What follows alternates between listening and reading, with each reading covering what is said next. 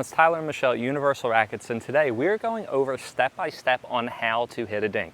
If you're new at pickleball or if you're just picking up the game, this is the video for you. So the first thing with the dink is you need to make sure that you always stand behind the kitchen. Remember, in pickleball, if you hit the air while you're in the kitchen, you lose the point. Also, if you hit the ball in the air behind the kitchen and then you fall in, you also lose the point as well. The only time that you can step into the kitchen is when you let the ball bounce.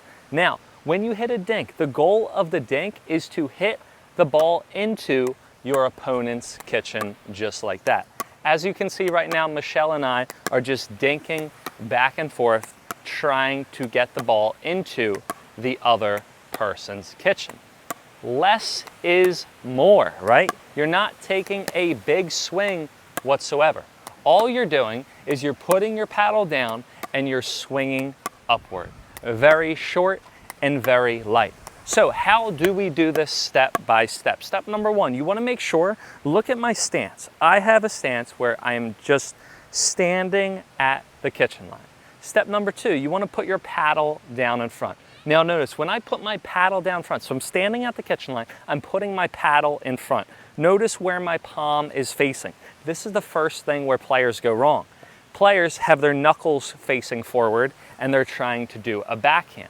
When I put my paddle down, I want to make sure my palm is always facing forward, okay? So again, I'm going to put my palm facing forward and I'm going to go back and forth, okay? A great way to ensure that your palm's facing forward, Michelle's going to put her paddle in her non-dominant hand, and we're just going to toss the ball to each other and catch the ball with our palm.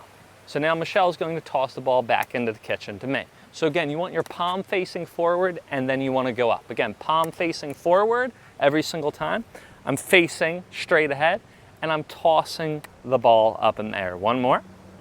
Good. So another reason why I like to toss to learn to dink is when you toss, you don't want to just go with your elbow. You want to go with your whole arm and your shoulder. Besides having your knuckles facing forward, the second place where players go wrong trying to learn to dink is that they just use their elbow. They're extending through their elbow, and look, I pop the ball up in the air. I want to extend through my arm and my shoulder. I want to lift the ball up in there. Again, I'm putting the paddle down and then I'm extending with my arm and my shoulder, extending up and forward. So by extending through your arm and your shoulder, that's going to help you a ton. Now the last thing, the finish. And remember, in pickleball, to gain control, you have to give up control. You need to extend all the way forward. The third reason why players have a lot of trouble dinking is because what? They see it's so short, they try to get the ball in, and they stop their paddle. And notice, if I stop my paddle, what am I going to do? I'm going to hit the ball high up in the air. The more you let it go, the better it's going to be. And this is counterintuitive. It's hard to understand at first. You want to make sure that you extend your arm up and forward. Again, I'm extending my paddle up and forward. I'm going to do one more stop the ball, Michelle. Look, once I'm done, look where my paddle is pointing. My paddle is pointing directly towards my opponent. So here we are. We're going to do one more. Catch this one real quick. Catch it. Here we are. Now I'm going to turn around. Look, this was where my paddle was facing. You want to point the tip of your paddle towards your opponent. So once again, you want to stay at the kitchen line. You want to put your palm down, palm facing forward, and you want to extend through your arm and shoulder and point the tip of your paddle towards your opponent.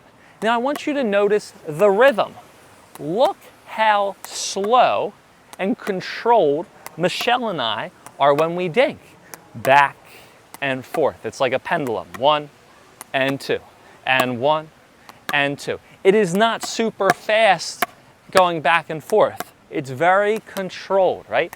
Dinking neutralizes your opponent because what can't Michelle do? Michelle can't hit the ball in the air while she's in the kitchen. She has to let the ball bounce and then she can come in. So by dinking, it allows Michelle not to pop the ball up in the air.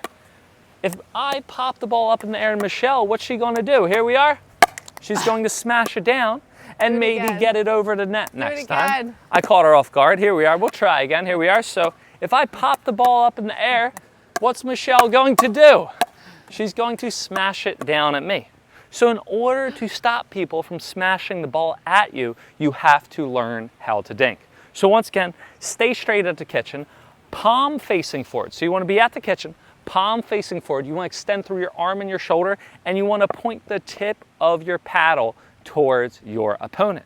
And a great way to learn and get the feel of it is just be with your opponent at the kitchen, put the paddle in your opposite hand, and just again toss the ball back and forth. Keep on going back and forth.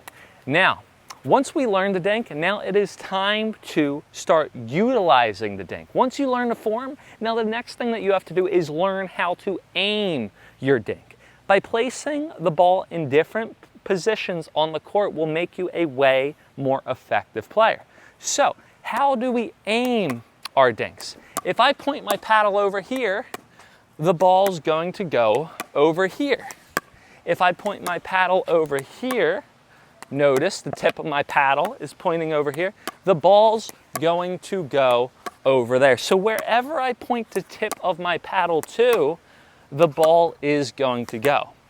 So what I'd recommend is to do 10 balls to the middle of the court by, again, I'm just pointing my paddle there. 3, here we are, 4, 5, look, I'm pointing the tip of my paddle.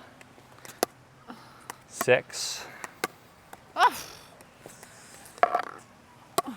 7, 8, again, extending and pointing the tip of my paddle towards it. 9 and 10, and then we'll do 10 over here. 1, pointing the tip of my paddle every single time. 2, 3, 4, we're trying to work on dinks, that means they go into the kitchen. 4, that's not a dink. Yours is out. 4, 5, 6, whatever, fuck it. All right, that's good. So if you can utilize, again, staying at the kitchen, put in the palm facing forward, extending through your arm and shoulder and pointing your paddle, that will give you the proper dink. Now, once you learn the proper dink, all you have to do is tons of repetition, and then you will be able to utilize it on court. If you guys have any questions, comments, or concerns, please let me know in the comments below. Make sure to follow the Pickle Yogi on Instagram so you miss some more overhead smashes. Make sure to follow Pickleball with Tyler on Instagram, link in the description. Make sure to check out Universal Rackets for free online coaching, and make sure to check out the link to our Selkirk paddles to get a gift card with your purchase. Have a good one, happy hitting, and we'll see you next time on court.